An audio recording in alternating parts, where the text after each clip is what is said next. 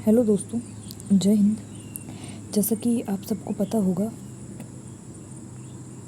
Sir ने एक पोल जो मेंस करंट को लेकर था कि कौन कौन ऐसे स्टूडेंट हैं जो मेंस करंट पढ़ना चाहते हैं साथ में, है ना। तो उसको लेकर एक पोल टेलीग्राम पे डाला गया था। तो आप सबने उसमें वोटिंग जो की थी, उस वोटिंग के आधार पर ही ये वीडियो सीरीज़ आपके लिए लाई गई है।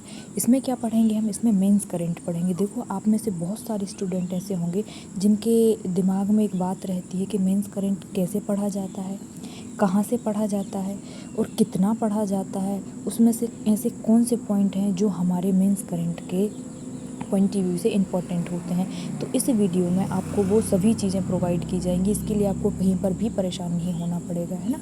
तो इस वीडियो में हम वो सारी चीज़ें कवर करेंगे। सबसे पहले तो मैं आपको एक बात बताऊंगी कि इसमें हम सबसे पहले ये देखेंगे कि अगर कोई न्यूज़ है, ताकि आपके दिमाग में कन्फ्यूज़न बिल्कुल भी ना हो।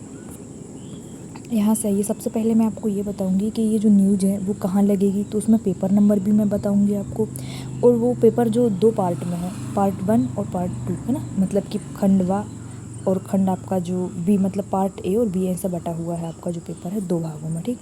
तो वो पेपर नंबर मैं आपको बताऊंगी, किस खंड में लगेगी, किस यूनिट में लगेगी, उस यूनिट के किस टॉपिक में ये न्यूज़ लगेगी, वो मैं आपको बताऊंगी, ठीक। दूसरी बात ये कि बहुत सारे बच्चे ऐसे होते हैं, कुछ लोगों को पीपीटी से पढ़ना पसंद होता है, लेकिन उसमें से ज़्यादातर बच्चे ऐसे होते हैं जिनको हैंड रिटन से पढ़ना पसंद होता है। तो दोनों के लिए ही ये वीडियो सीरीज़ है, जिसको जैसे सूटेबल लगे वो आप अपने हिसाब से देख लीजिएगा, ठीक। तो सबसे पहले हम न्यूज़ पढ़ेंगे। सबसे पहले तो मैंने आपको ये बता दिया है कि ये जो न्यूज़ जो हम पढ़ रहे हैं वो कहाँ पर लगेगी। पेपर नंबर आपका 2 रहेगा, पार्ट आपका बी रहेगा, आपका जो पार्ट रहेगा वो बी रहेगा। यूनिट कौन सी रहेगी? आपकी 1 रहेगी। टॉपिक कौन सा रहेगा? जो अभी सर यूनिट पढ़ा रहे हैं वो पहली यूनिट है, उसमें एक टॉपिक दिया हुआ है परिवार, ठीक। तो इन सब से रिलेटेड कुछ न्यूज़ ऐसी रहती हैं जो हमें सिर्फ़ और सिर्फ न्यूज़पेपर में ही मिलती हैं। कई बार हम किताबों के दायरे से बाहर नहीं आ पाते हैं और वास्तविक एग्जाम्पल को हम अपने आसपास देख नहीं पाते हैं। बस उसी पर बेस्ड है ये पूरी की पूरी वीडियो।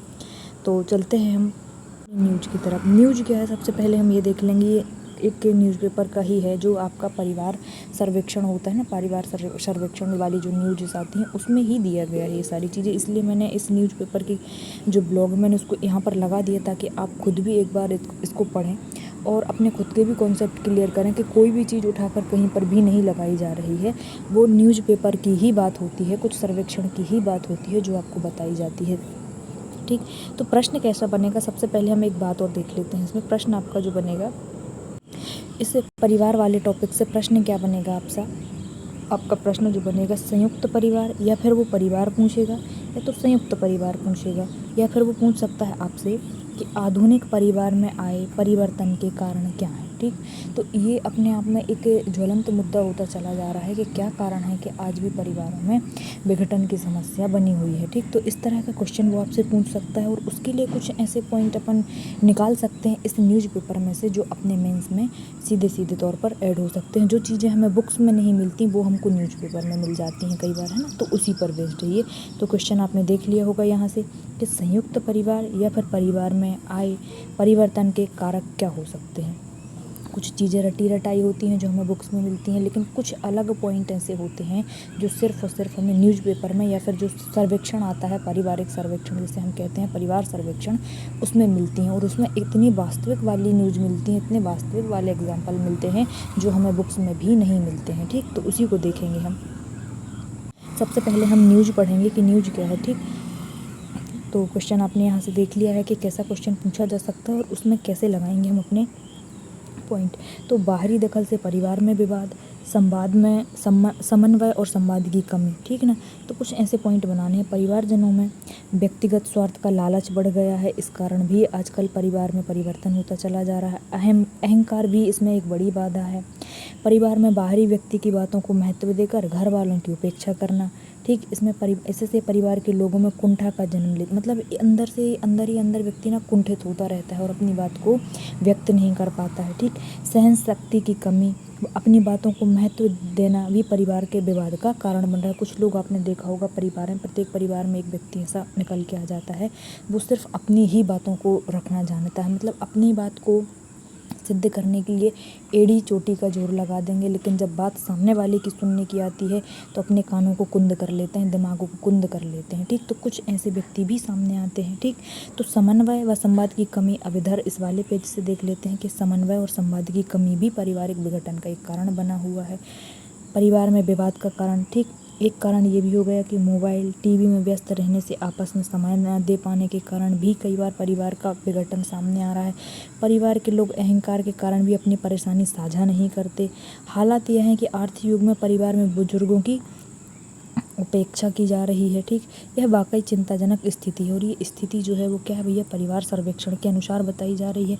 इसमें ये कुछ, प्रहलाद यादव महू मध्य प्रदेश के रहने वाले हैं, दूसरे व्यक्ति मध्य प्रदेश मंदसौर से हैं, भगवती प्रसाद गहलोत। ये कुछ ऐसे समाजशास्त्री हैं, ये समाजवादी व्यक्ति हैं जो सिर्फ और सिर्फ समाज में क्या घटना घटित हो रही हैं, किन किन चीज़ों का विघटन होता चला जा रहा है, उन पर अपने अध्ययन को प्रस्तुत करते हैं। तो ये कोई नॉर्मल व्यक्ति नहीं है, अच्छे खासे व्यक्ति हैं। अगर आप चाहें तो इनके नाम कोड कर सकते हैं, प्रहलाद यादव, भगवती प्रसाद गहलोत के अनुसार ऐसा कोड करके लिख सकते हैं। तो अब ये पूरी न्यूज़ अपने काम की तो नहीं रहती, लेकिन इनमें से कुछ ऐसे पॉइंट होते हैं जो हमारे काम के होते हैं और हमें बुक्स में कहीं नहीं मिलते। वो इसलिए क्योंकि ये सारे पॉइंट सिर्फ और सिर्फ सर्वेक्षण से ही निकाले जाते हैं कि क्या कारण है आज भी हमारे समाज में परिवारों का विघटन या परिवार में आए परिवर्तन के क्या कारण हो सकते हैं, है ना। तो इसको मैंने हैंड रिटन पे, एक तो ये आपका ब्लॉग लगा दिया है, तो इसको आप पूर्ण रूप से पढ़ लीजिएगा जिससे आपके कॉन्सेप्ट क्लियर हो जाएंगे। ठीक, कि परिवारों में विघटन के क्या कारण है। तो इसमें बहुत सारे कारण दिए गए हैं, लेकिन हमें उनमें से सिर्फ वही कारण निकालने हैं जो हमें एग्जाम तक याद रहें। ठीक ना, तो ऐसे बहुत सारे कारण हैं, तो इसको मैंने हैंड रिटन पर भी लगा दिया है। तो अब हैंड रिटन वाले देख लेते हैं। एक तो ये न्यूज़ हो गई आपकी, दूसरा हैंड रिटन पे कैसे लगाएं तो वो देख लेते हैं। पहले तो भैया कुछ लोगों को वही पीपीटी से पढ़ने की आदत होती है, तो उनके लिए यही ठीक है कि समन्वय और संवाद की कमी एक कारण है भैया। परिवार में बुजुर्गों की अपेक्षा परिवारजनों में व्यक्तिगत स्वार्थ का लालच बढ़ गया है। परिवार में बाहरी व्यक्ति की बातों को महत्व देकर घर वालों की उपेक्षा करना, है ना। तो ये सारे कारण हैं, वही बात मैंने हैंड रिटन पर भी लगा दी है। तो यहाँ से हमें अब देख लेते हैं कि हैंड रिटन वाली चीज़ में वो क्वेश्चन पूछेगा आपसे कि संयुक्त परिवार या परिवार में आए परिवर्तन की कारक क्या है। तो हम उनको बता सकते हैं कि समन्वय और संवाद की कमी है। एक दूसरे से व्यक्ति बैठकर आमने सामने बात नहीं करते हैं और कुंठित होते रहते हैं। उसके कारण भी एक कारण ये भी है। ठीक, परिवार में बुजुर्गों की उपेक्षा कैसे, कि बड़े बुजुर्ग कुछ कहते हैं हम उनकी बात नहीं मानते हैं। ठीक ना, तो इस वजह से भी पारिवारिक विघटन हो रहा है और परिवार में परिवर्तन भी आ रहा है। परिवारजनों में व्यक्तिगत स्वार्थ व लालच बढ़ गया। आपने देखा होगा कि अगर जॉइंट फैमिली है, कई बार इसमें ऊपर लिखा है संयुक्त परिवार प्रथा कैसे ख़त्म हो रही है या फिर संयुक्त परिवार में परिवर्तन कैसे हो रहा है। तो आपने देखा होगा कि जब जॉइंट फैमिली से जो बच्चे होंगे उन्होंने देखा होगा कि अगर 3 भाई हैं, उनमें से अगर कोई एक व्यक्ति ड्यूटी में निकल जाता है तो वो सिर्फ और सिर्फ अपने बच्चों पर ध्यान देता है बजाय अपने भाइयों के। ठीक, तो और उनके अंदर वो स्वार्थपन लालच के रूप में बदलता चला जाता है और परिवार में विघटन की स्थिति पैदा हो जाती है, उसमें तनातनी स्थिति वाली बन जाती है। ठीक, तो एक कारण ये भी है भैया कि परिवारजनों में व्यक्तिगत स्वार्थ और लालच बढ़ गया। इस कारण भी संयुक्त परिवार प्रथा विघटन की कगार पर आ गई है। अब क्या है कि बाहरी व्यक्ति की बातों को महत्व देकर परिवार वालों की उपेक्षा करना। आपने देखा होगा आजकल नई पीढ़ी के बच्चे बाहरी दोस्त बनाते हैं। ठीक, बाहर का दोस्त अगर कुछ कर रहा है, कुछ कह रहा है, तो उसकी बात पहले मानेंगे और परिवार वालों की उपेक्षा करना है। ठीक ना, कि अगर परिवार वाले कहने भैया समय से घर आओ और समय से घर से बाहर निकलो, अब सामने वाले हमें एग्जाम्पल देंगे कि फला का बच्चा इतने बजे जाता है, इतने बजे निकलता है घर से, इतने बजे वापस आता है। ठीक, तो उसकी बातों को हम पहले महत्व देंगे और अपने परिवार वालों की उपेक्षा करेंगे और गलत संगति में पड़ जाना है। इस वजह से भी संयुक्त परिवार प्रथा का विघटन हो रहा है। ऐसे में माँ बाप कहने लग जाते हैं कि भैया अपने बच्चे आप स्वयं संभालें, अपना देखें, है ना। तो ऐसी स्थिति भी सामने आ जाती है। एक पॉइंट ये भी बनता है कि आधुनिक तकनीकी मतलब टीवी और मोबाइल में व्यस्त रहना। कई बार आपने देखा होगा कि कुछ लोग घंटों पड़े रहते हैं, मोबाइल चला रहे हैं, अपने माँ बाप से बात ही नहीं करते हैं।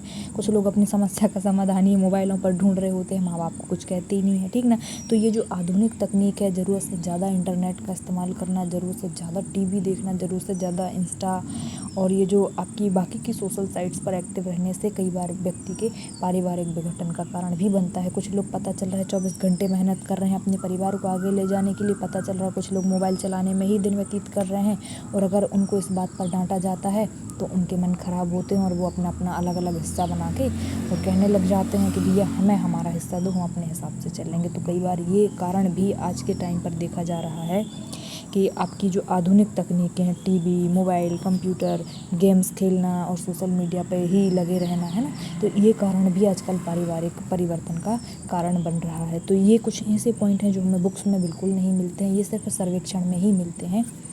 तो ये जो पूरी न्यूज़ है आप इसको देख लीजिएगा, यहाँ से देखिएगा, पहले यहाँ से पढ़ लीजिएगा एक बार, बाकी तो मैंने हैंड रिटन पे लगा ही दिया है, तो इससे आपको और आसानी हो जाएगी कि इसमें से क्या पढ़ना है, कितने पॉइंट हमारे काम के हैं जो हमारे एग्ज़ाम में काम आ सकते हैं।